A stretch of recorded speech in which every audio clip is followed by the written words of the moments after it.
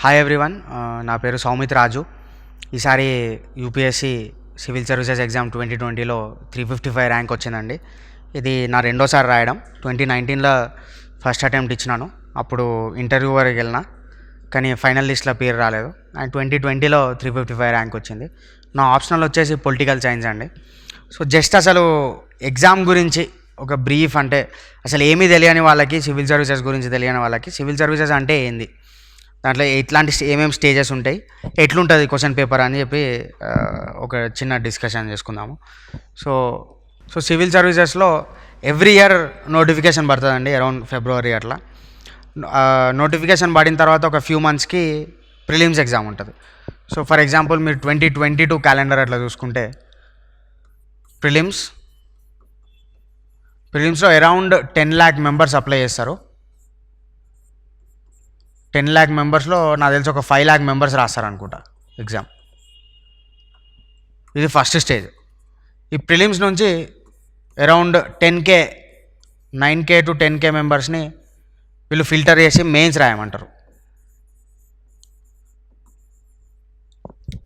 మెయిన్స్లో 10K members రాస్తారు కదా. సో ఈ 10K నుంచి ఫిల్టర్ చేసి అరౌండ్ 2K మెంబర్స్ ఇంటర్వ్యూకి అటెండ్ అవుతారు. అండ్ ఫైనల్గా ఈ మధ్య ఫైనల్గా వచ్చిన సీట్స్ 760 to 850 ఇట్లా అరౌండ్ ఈ రేంజ్లో ఉన్నాయి ఇప్పుడు లాస్ట్ 2-3 ఇయర్స్లో చూసుకుంటే.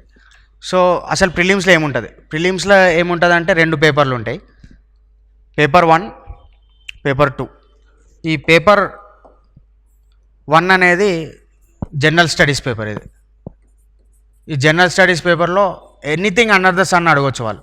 కానీ మేజర్గా మీరు ప్రీవియస్ ఇయర్ క్వశ్చన్స్ చూసుకుంటే బ్రాడ్గా టాపిక్స్ డివైడ్ చేసుకుంటే politics, polity, history, economy, Geography, ఇట్లా కరెంట్ అఫైర్స్ నుంచి కొన్ని క్వశ్చన్స్, హ్యాపెనింగ్స్ గురించి, ఇంటర్నేషనల్ రిలేషన్స్ మీద కొన్ని క్వశ్చన్స్, ఇట్లా ఓవరాల్గా బ్రాడ్గా అట్లా కవర్ అవుతున్నాయి. అండ్ ఇది మెరిట్ పేపర్. ఈ మెరిట్ పేపర్లో ఇది మెరిట్ పేపర్ అంటే దీంట్లో ఉన్న టాప్ 10K మెంబర్స్ని మెయిన్స్కి సెలెక్ట్ చేస్తారు. ఇది కాకుండా పేపర్ 2లో ఏముంటుంది అంటే ప్రిలిమ్స్లో CSAT పేపర్ ఉంటుంది. CSAT అంటే మేజర్గా it deals with civil services aptitude test. ఇది సో యాప్టిట్యూడ్ టెస్ట్లో math and English, basic math and basic comprehension, reading comprehension స్కిల్స్ని టెస్ట్ చేస్తున్నారు దీంట్లో. ఇది మెరిట్ పేపర్ కాదు, అంటే దీన్ని బట్టి ర్యాంక్ డిసైడ్ కాదు, కానీ అసలు ఇది క్వాలిఫైయింగ్ పేపర్. ఇది అంటే దీంట్లో కొన్ని మినిమం మార్క్స్ వస్తే తప్ప మనకి మెయిన్స్కి సెలెక్ట్ కాం. సో ఇట్లా ప్రిలిమ్స్ ఉంటుంది. ప్రిలిమ్స్ అయిన తర్వాత మెయిన్స్ ఉంటుంది కదా. మెయిన్స్లో టోటల్ 9 పేపర్స్ ఉంటాయండి. ఈ 9 పేపర్స్లో 7 పేపర్స్ ఏమో మెరిట్, 2 పేపర్స్ ఏమో క్వాలిఫైయింగ్ పేపర్స్. ఇప్పుడు మనం తెలుగు ఆప్ట్ చేసుకున్న వాళ్ళకి ఇంగ్లీష్ అయితే కంపల్సరీ పేపర్ ఒకటి, అంటే బేసిక్ ఇంగ్లీష్ ఉంటుంది. దీంట్లో మినిమం మార్క్స్ రావాలి, అంటే అంటే కొన్ని రీడింగ్ కాంప్రహెన్షన్ అయినా కానీ, లేకపోతే కొన్ని మనం షార్టనింగ్ అంటే కన్సైజ్ చేయడం కానీ, పెద్ద పారాగ్రాఫ్ ఇస్తే దాన్ని ఒక చిన్న పారాగ్రాఫ్ లాగా ఎట్లా మార్చాలి, ఇట్లాంటి బేసిక్ వస్తాయి. ఈ ఇంగ్లీష్ కాకుండా మనం ఏదైనా లాంగ్వేజ్ చూస్ చేసుకోవచ్చు. మనది మదర్ టంగ్ తెలుగు అయితే తెలుగు చూస్ చేసుకోవచ్చు. ఈ తెలుగు పేపర్లో మేజర్గా బేసిక్ ఇంట్లోకి ఇంగ్లీష్లోకి ట్రాన్స్లేట్ చేయడము, లేకపోతే ఇంగ్లీష్లో నుంచి తెలుగులోకి ట్రాన్స్లేట్ చేయడము, లేకపోతే రీడింగ్ కాంప్రహెన్షన్, ఒక చిన్న ఎస్సే రాయడం. సో ఇట్లా కాకపోతే ఈ పేపర్స్లో ఓన్లీ క్వాలిఫై అవ్వాలి, కొన్ని మినిమం మార్క్స్ ఉంటాయి, అట్లా క్వాలిఫై అవ్వాలి. కానీ మేజర్గా మనకి ఇంటర్వ్యూకి సెలెక్ట్ అవ్వడానికి మెరిట్ మీద తీసుకునే పేపర్స్ అయితే ఈ 7 పేపర్స్. సో ఈ 7 పేపర్స్లో ఏమేమి పేపర్స్ ఉంటాయి? ఫస్ట్ ఎస్సే పేపర్ ఉంటుంది.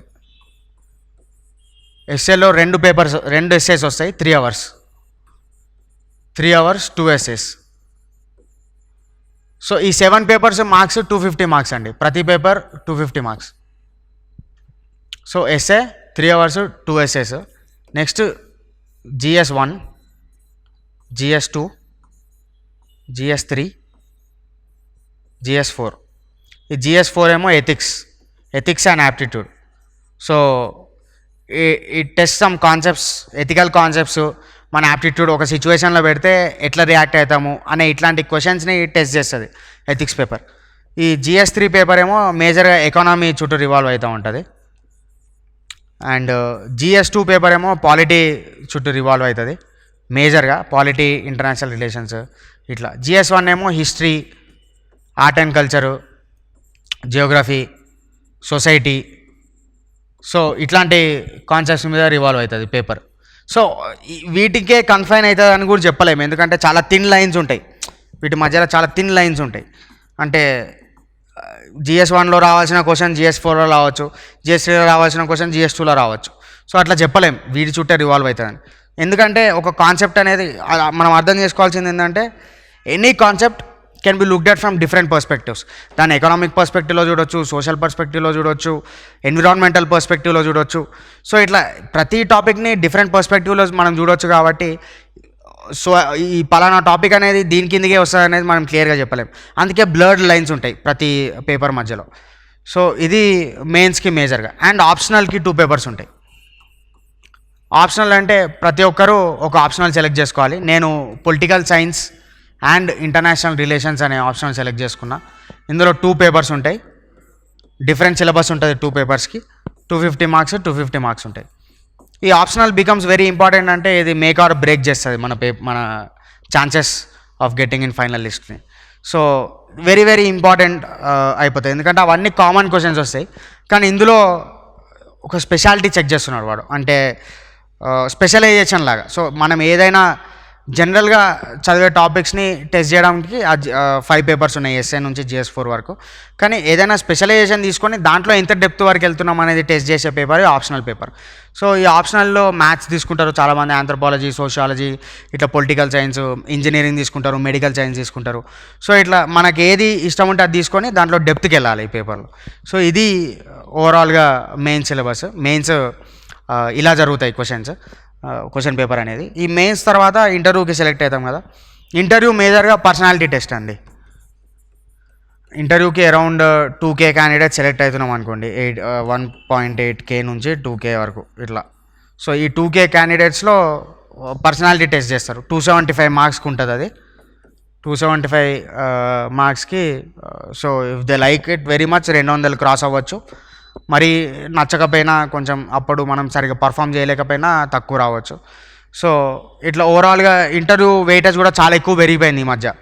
అంటే ఇంటర్వ్యూకి మేజర్గా పర్సనాలిటీ టెస్ట్ కాబట్టి మనం కూర్చొని మాట్లాడడము, హానెస్ట్గా మాట్లాడడము, మనం లోపల ఏమనుకున్నది అది క్లియర్గా బయటకు కమ్యూనికేట్ చేయడము, వాళ్ళకి రెస్పెక్ట్ చేయడము, మనం ఎట్లా కండక్ట్ చేస్తున్నాం. అంత 5 ఎమినెంట్ పీపుల్ మన ముందు కూర్చొని మనల్ని క్వశ్చన్స్ అడిగితే మన కండక్ట్ ఎట్లుంది.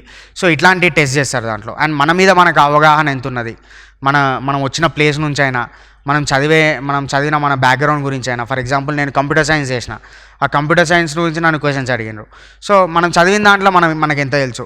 నేను వచ్చిన ప్లేస్ వరంగల్, నన్ను వరంగల్ నుంచి కూడా క్వశ్చన్ అడిగినారు రామప్ప టెంపుల్ మీద.